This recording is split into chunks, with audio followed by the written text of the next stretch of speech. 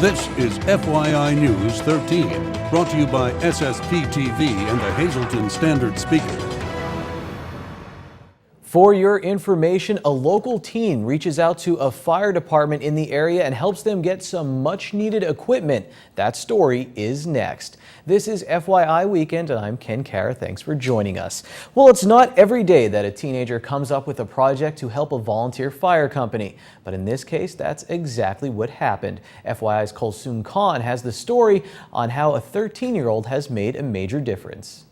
Summertime brings a higher risk of drowning-related accidents. If any such accidents should occur in the Hazleton area, Valley Regional Fire and Rescue will be prepared to deal with them, thanks to Logan Buglio. 13-year-old Buglio raised the money for Valley Regional to purchase equipment that's necessary for drowning rescues. I thought it would be a good idea for my community service project for my black belt test. We put an article in the Standard Speaker newspaper, and our family and friends donated, and we had a great outcome. The equipment cost around $1,300. Anything to do with the rescue end of our jobs can be very, very pricey. So when we found out that he was interested in helping donate some equipment that we needed, everybody was ecstatic. This flotation device is called a Stokes basket. It can be used to rescue drowned victims. Valley Regional was also able to purchase a body recovery bag and a line launch kit. Both are needed to assist with drowning rescue situations. The excess money that was raised will be donated to Ryan Township's fire department. We're going to use this to offset some of the costs of equipment that we've purchased. Being a small organization like here at Valley Regional, we too, need funding to continue what we do. Besides wanting to help Valley Regional, Buglio had another motive for taking on this project. The second reason that I decided to do this project was my family has local funeral homes, Crop and Hughes Funeral Home. And working there for the past couple of years, you understand how families grieve and what it's like for them. And I thought purchasing this bag and all the equipment would help ease their pain a little bit. Reporting for FYI, I'm Kulsum Khan.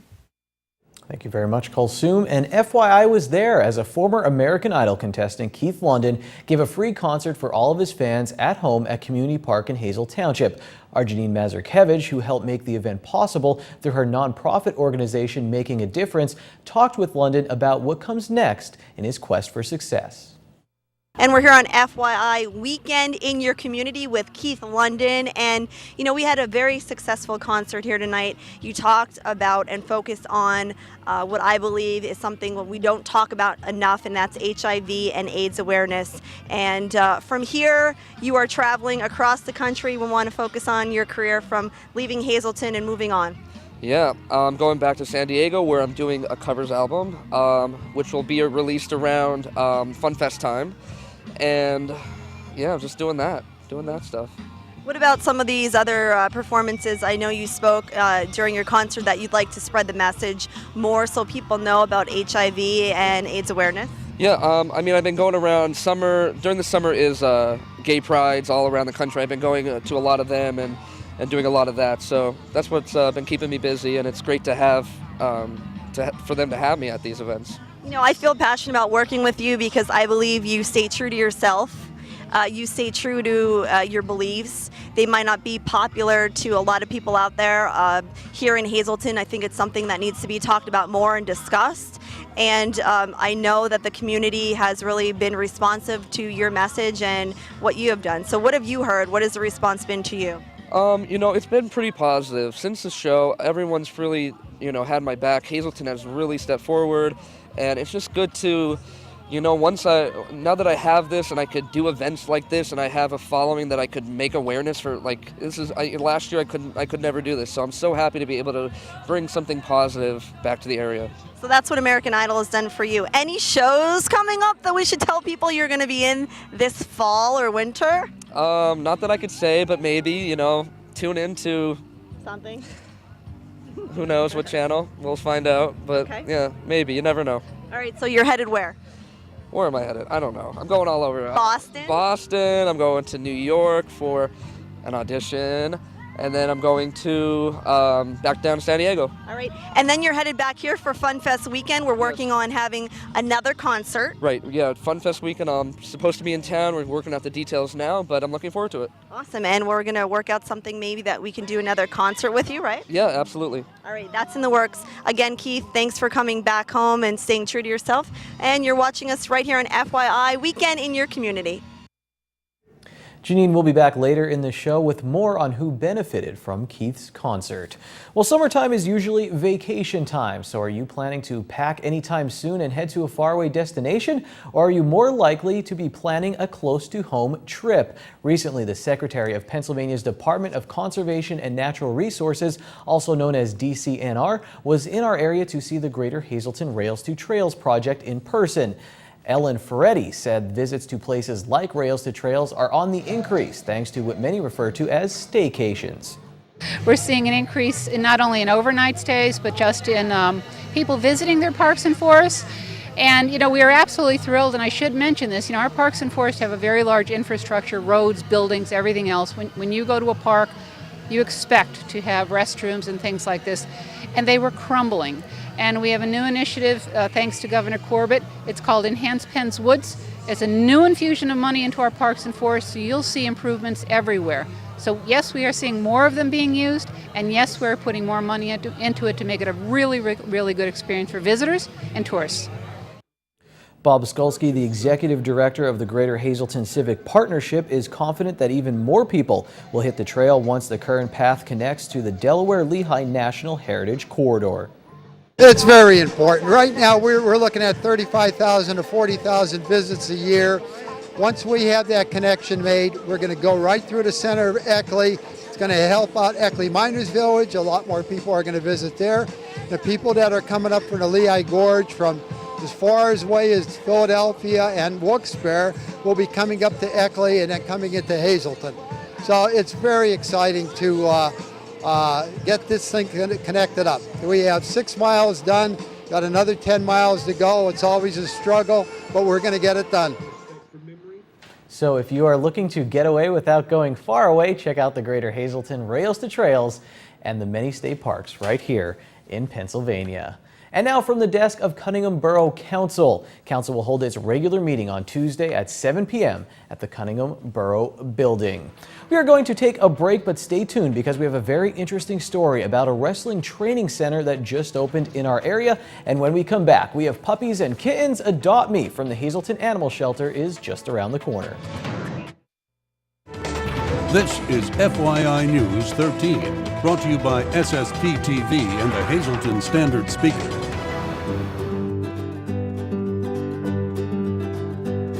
It's a beautiful day here at the Nescopec State Park, and we're back to talk about some water safety tips with Amy Schull. Now, we can't swim here, but there are other parts in local state parks where you are allowed to swim. We always recommend that people kind of do your homework before you choose to go somewhere. Make sure that the activity that you'd like to do, that the park accommodates it. Because here at Nescopec, we don't allow any swimming in this lake, but Beltsville State Park is close by, that has a swimming lake. Francis Slocum State Park is close by, and other parks, say like Lackawanna State Park, or Francis Slocum also has swimming pools. So there's a lot of different amenities, but not every park has every activity. Now, sadly, we do see some unnecessary accidents.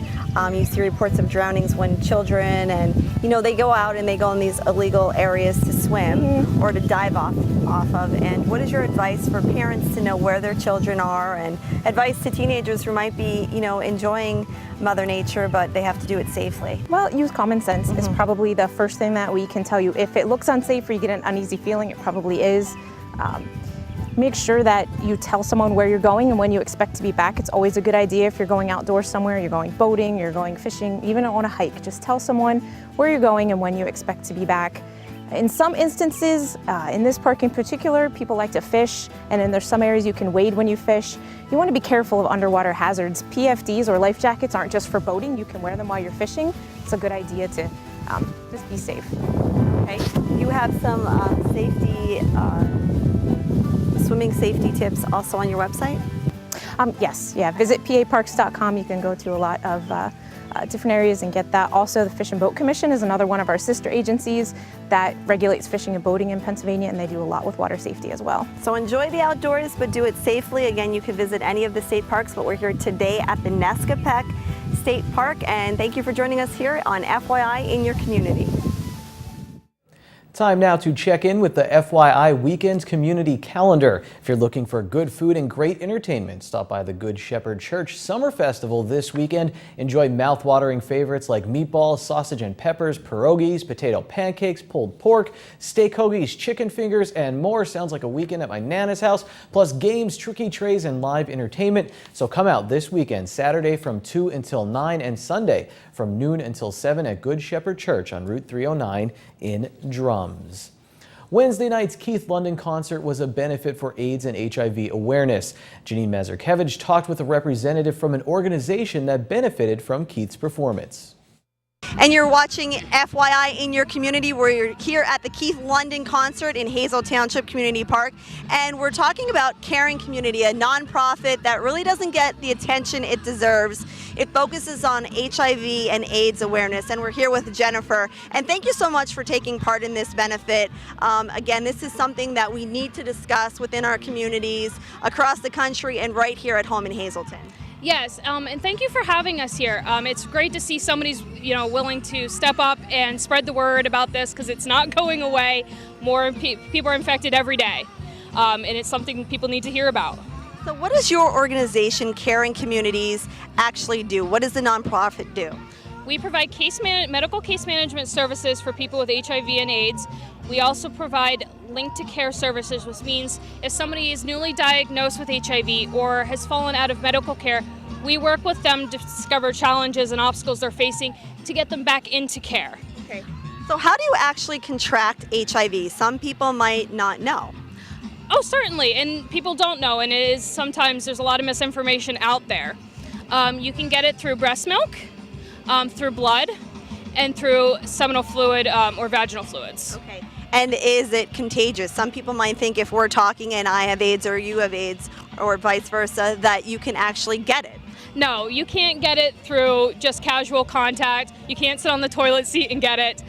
Kissing is not going to give it to you. Unprotected sex will, vaginal, anal, that way. That's how you're going to get it, or through blood contact, direct. Okay. So awareness is key and prevention is key. Yes. Okay. And people can donate how to your cause? They could, through your organization, they could contact us, and if they're willing, they want to donate, they can certainly contact my director, Chris Kupchik, and he can talk to them about how to donate. All right, you have a phone number? Yes, it's 570-829-2700. Well, thank you so much for joining us. Again, you're watching FYI in your community. Thank you again, Jennifer, for joining us. Thank you.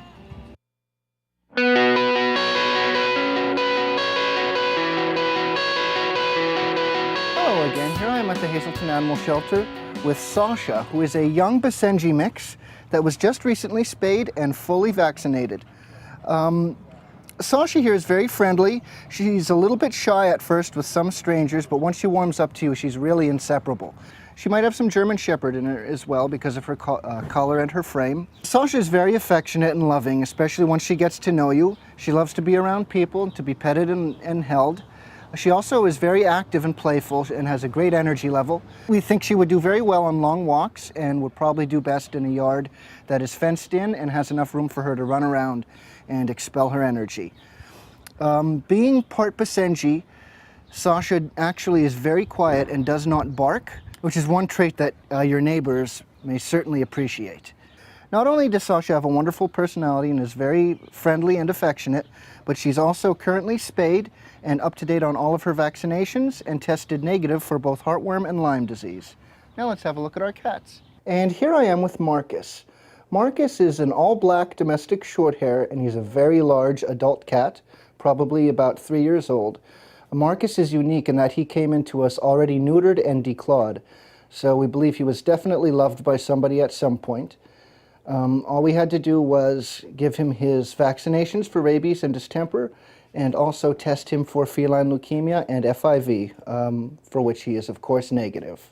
Marcus gets along okay with other cats, but he seems to want to be the center of attention. So we would recommend a household with either no other cats or maybe just one or two. Marcus is very friendly and affectionate and loves to be held. He's also very healthy and seems to have a very laid-back attitude. He's more interested in curling up on furniture than he is chasing after toys. We think Marcus would be a great cat for basically anyone, even people with relatively little experience with cats. If anybody is interested in Marcus here or Sasha that we showed you previously, please come on down to 101 North Poplar Street here at the Hazelton Animal Shelter.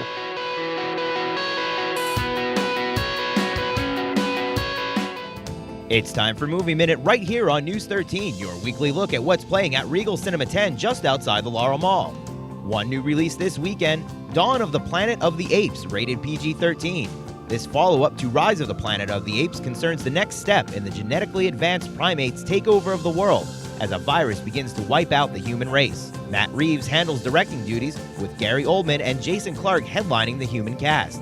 Still playing, Transformers Age of Extinction, Deliver Us from Evil, Jersey Boys, Tammy, Earth to Echo, How to Train Your Dragon 2, and 22 Jump Street. For all the showtimes, call Regal Cinema 10 at 570-450-7454, or to speak to a movie attendant, call 570-450-7340.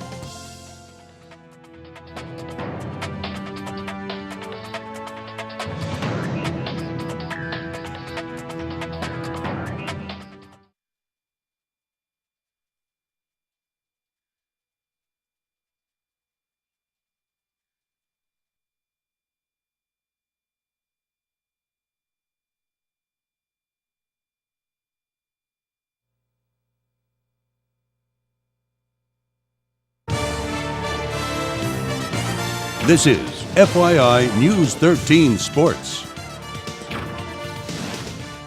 You're about to hear a story of a professional wrestler slash Hollywood stuntman slash college professor who just opened up a venue in Hazelton to help people from his hometown reach their dreams in a variety of different fields. If that lead doesn't suck you in, I don't know what else to do. According to all of my training in college, this story has a little bit of everything. What have you learned? Tell me about the basics. Like, what's the first thing you started going through? First thing that you have to learn is how to bump. And what is that? Explain that. It's to teach you how to fall without getting hurt. Drop down!